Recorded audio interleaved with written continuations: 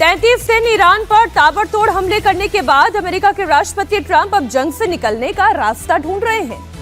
क्या ट्रंप और नेतन्याहू ने ईरान को लेकर जो टारगेट सेट किया था वो हासिल कर लिया है, या ईरान के पलटवार ने ट्रंप को पीछे हटने पर मजबूर कर दिया है? बड़ी खबर यह है कि ईरान ने खाड़ी देशों की ऑयल साइट को एक बार फिर निशाना बनाना शुरू कर दिया है। ईरान ने अब से थोड़ी देर पहले ही कतर पर बड़ा हमला किया। कतर पर एक के बाद एक 3 क्रूज मिसाइल दागी गई। ईरान के मिसाइल अटैक से कतर की दी एक्वा वन तेल कंपनी को भारी नुकसान पहुंचा है। दी एक्वा वन कंपनी के फ्यूल टैंकर में आग लग गई है। उधर इराक की इरबिल से भी बड़ी खबर आ रही है। इरबिल में भी ईरान ने तेल कंपनी को निशाना बनाया है। इरबिल की ब्रिटिश ऑयल कंपनी पर ईरान ने ड्रोन और मिसाइल से अटैक किया, जिससे फैक्ट्री में भयंकर आग लग गई। ट्रंप दावा कर रहे हैं कि ईरान की मिलिट्री ताकत खत्म हो चुकी है, उसकी मिसाइल क्षमता को उन्होंने तबाह कर दिया है। ट्रंप 2 से 3 हफ्ते में ईरान युद्ध से निकलने का प्लान बना रहे हैं, लेकिन ईरान कह रहा है कि अभी सीज फायर का वक्त नहीं आया है। ईरान का बदला अभी बाकी है।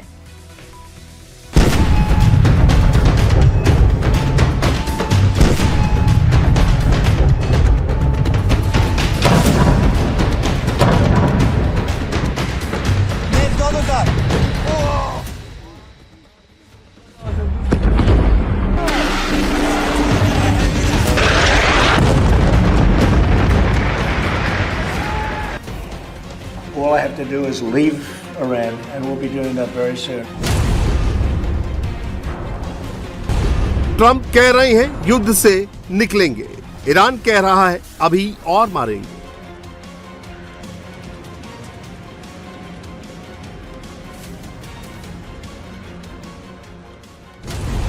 ईरान ने ट्रंप को सबसे बड़ी धमकी दी है।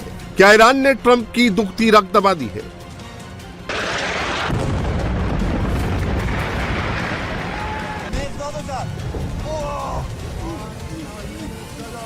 Did they say they're going to blow them up? They're going to hit them. They're not. You know what they're not going to do? They're not going to hit them with a nuclear weapon.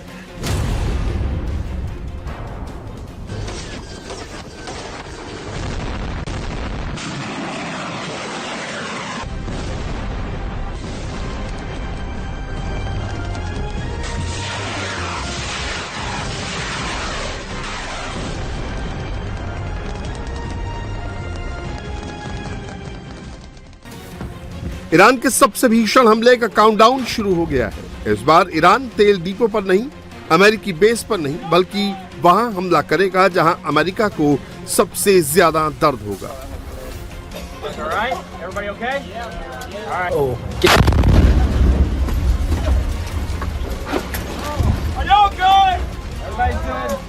Everybody over here is good. I saw that one come in. You guys all right? Everybody okay? Yeah. All right. ये Iran के IRGC की नई hit list है। इस list में 18 multinational अमेरिकी कंपनियों के नाम हैं। IRGC ने धमकी दी है कि 8 बजे वो मिडिल ईस्ट में मौजूद इन अमेरिकी कंपनियों को टारगेट करेगा।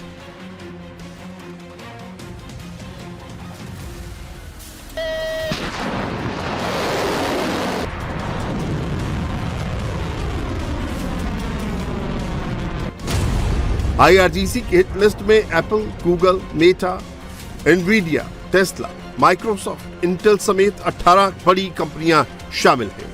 ईरान ने कहा है कि वो आज रात से इन कंपनियों पर मिसाइल और ड्रोन दागेगा। ईरान ने इन कंपनियों में काम करने वाले सभी कर्मचारियों को फौरन ऑफिस छोड़ने की चेतावनी दी है।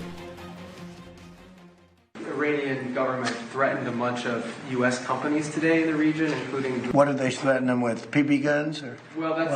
they don't have much left to threaten. Is the government in touch with these companies? Are you helping to backstop them? You don't even know what the threat was. What was the threat? I haven't heard it. What was the threat?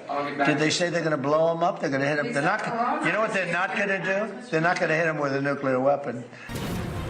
Trump दावा कर रहे हैं कि उन्होंने Iran की military ताकत को तबाह कर दिया है, लेकिन ईरान कह रहा है कि पिक्चर अभी शुरू हुई है।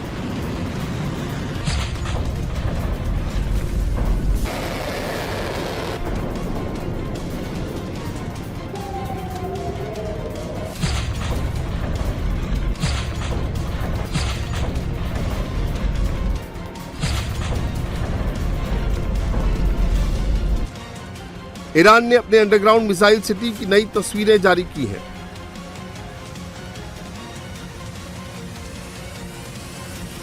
कर तबाही मची। Everybody over here is good. Good. I saw that one come in. You guys all right? Everybody okay? Yeah. All right. Iran की मिसाइलों ने इराक के बगदाद में मौजूद अमेरिकी बेस पर भी आग उगली।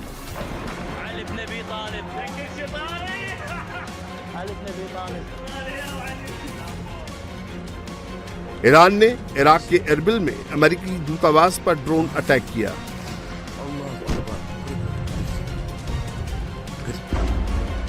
ईरानी मिसाइलों और ड्रोन ने एरबिल में अमेरिकी बेस को भी निशाना बनाया। एरबिल में ईरानी हमले से ऑयल कंपनी में भयंकर आग लगी है।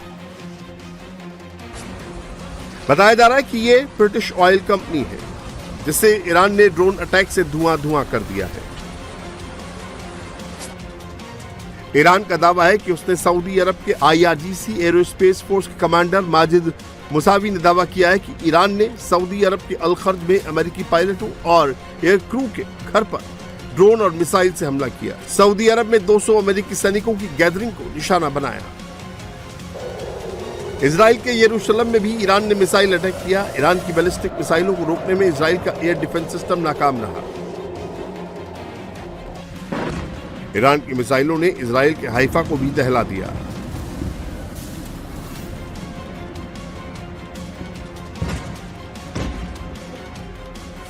तेल अवीव पर लगातार ईरान क्लस्टर वॉरहेड वाली मिसाइलें मार रहा है।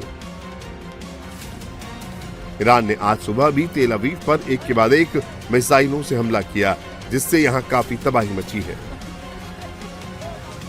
तेल अवीव में ईरान ने आज एक साथ 10 से ज्यादा टारगेट को हिट किया है।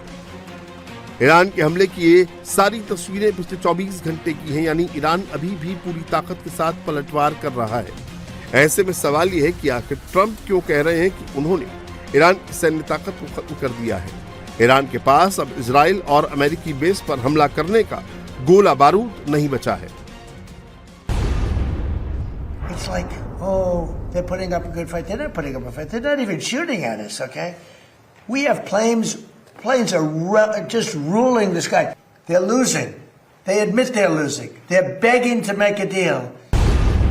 सवाल यह है कि क्या ट्रंप अब ईरान युद्ध से पीछे हटने का रास्ता ढूंढ रहे हैं? क्या 1 महीने की लड़ाई के बाद ट्रंप को समझ आ गया है कि ईरान के साथ जंग करके उन्हें कुछ हासिल नहीं होने वाला है? एक तरफ अमेरिकी फौज ईरान पर ताबड़तोड़ एयर स्ट्राइक कर रही है, तो दूसरी तरफ ट्रंप अब युद्ध से निकलने का एग्जिट रूट ढूंढ रहे हैं।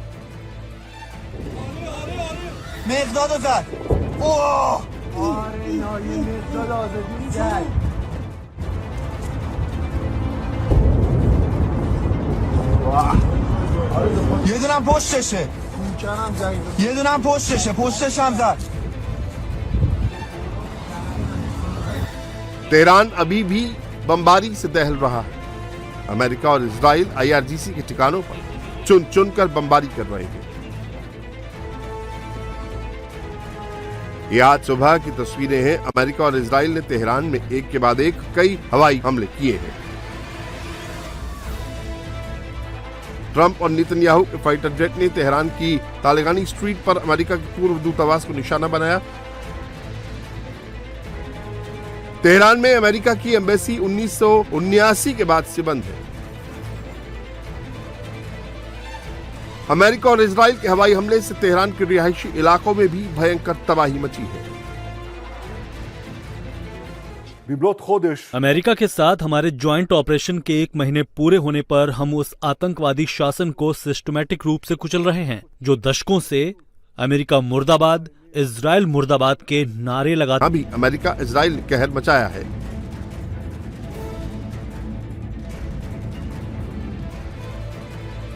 हमदान में भी भयंकर एयर स्ट्राइक हुई है।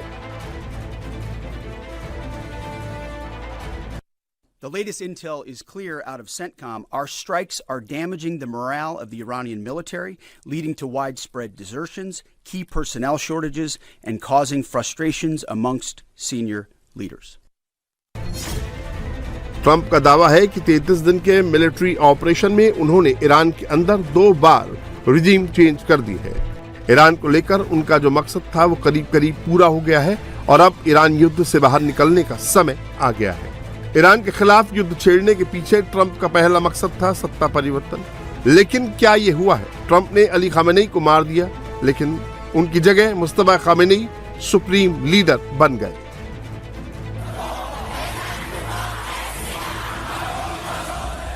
युद्ध से पहले जो थोड़ी बहुत public Janata Islamic Republic of Iran के खिलाफ थी, वो आज ईरान की सड़कों पर एकजुट नजर आ रही है।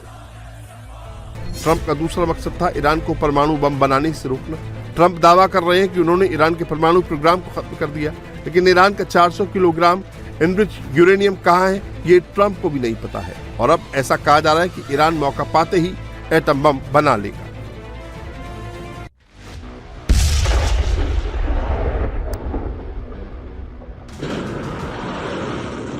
ईरान की मिसाइल ताकत अमेरिका और इजराइल की सबसे बड़ी टेंशन थी। अमेरिका और इजराइल लगातार ईरान के अंडरग्राउंड मिसाइल डिपो को टारगेट कर रहे हैं।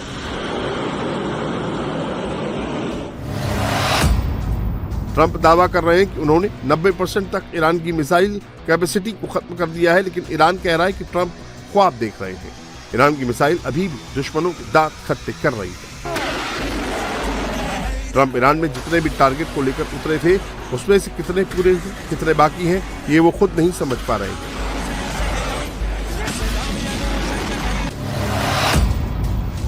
ट्रंप और नेतन्याहू का चौथा मकसद था ईरान की प्रॉक्सी गुट को कमजोर करना, लेकिन लेबनान से हिजबुल्लाह और यमन से हूती विद्रोही अभी पूरी ताकत से इजराइल पर हमले कर रहे हैं। हिजबुल्लाह लगातार इजराइल पर अटैक कर रहा है। उसके रॉकेट हाइफा में कहर मचा रहे हैं। वॉर जोन में हिजबुल्लाह के एफपीवी ड्रोन इजरायली सैनिकों पर मौत बनकर टूट रहे हैं। लेकिन नेतन्याहू कह रहे हैं कि उन्होंने ईरान की प्रॉक्सी गुटों की ताकत को खत्म कर दिया है। वो अब इजराइल के अस्तित्व को खतरे में डालने की क़ुव्वत नहीं रखते। हमने ईरान के उन आतंकवादी समूहों की ताकत को तोड़ दिया है जो हमें चारों तरफ से घेर कर दबाव बना रहे थे। ये सच है कि उनके पास अभी भी हमें नुकसान पहुंचाने की कुछ सीमित क्षमता है, लेकिन अब वो हमारे अस्तित्व को खतरे में नहीं डाल सकते। वो अब इजराइल के शहरों को नष्ट करने के लिए हजारों बैलिस्टिक मिसाइलें और रॉकेट लॉन्च करने की स्थिति में नहीं है। ईरान पर हमला करने के पीछे ट्रंप का मकसद उसके ऑयल और गैस पर कब्जा करना भी था, लेकिन 1 महीने की जंग के बाद भी ट्रंप अपने इस मिशन में कामयाब नहीं हुए। ट्रंप को ईरान से एक बूंद तेल नहीं मिला। उल्टा ईरान ने स्ट्रेट ऑफ हॉर्मुज बंद करके दुनिया में तेल की कीमतों से हाहाकार मचा दिया है। और अब ट्रंप कह रहे हैं कि हॉर्मुज को खुलवाना उनकी जिम्मेदारी नहीं, ये काम यूरोप खुद आकर देखे। I think that the people understand it. We'll be leaving very soon, and if France or some other country wants to get oil or gas, they'll go up through the Strait and Hormuz Strait. They'll go right up there, and they'll be able to fend for themselves. There's no reason for us to do it. We hit them hard. We got rid of a lot of the radicalized lunatics along the Strait. But if they want something, but I would say that within 2 weeks, maybe 3. यानी Iran जंग शुरू होने से पहले जो Hormuz खुला था वो अब बंद है। ईरान के जिस तेल पर सैंक्शन लगा था वो सैंक्शन अब हट गया है। जो ईरान कह रहा था कि वो परमाणु हथियार नहीं बनाएगा, वो अब एटम बम कभी भी बना सकता है। जंग शुरू होने से पहले जिस मिडिल ईस्ट में अमेरिका के सैन्य अड्डे के पास कोई फटकता भी नहीं था, वहां इस समय तबाही का मंजर है। ऐसे में सवाल यह है कि ट्रंप को ईरान के खिलाफ युद्ध छेड़कर क्या मिला, किस बेस पर वो कह रहे हैं कि उनका ऑपरेशन एपिक फ्यूरी सफल रहा।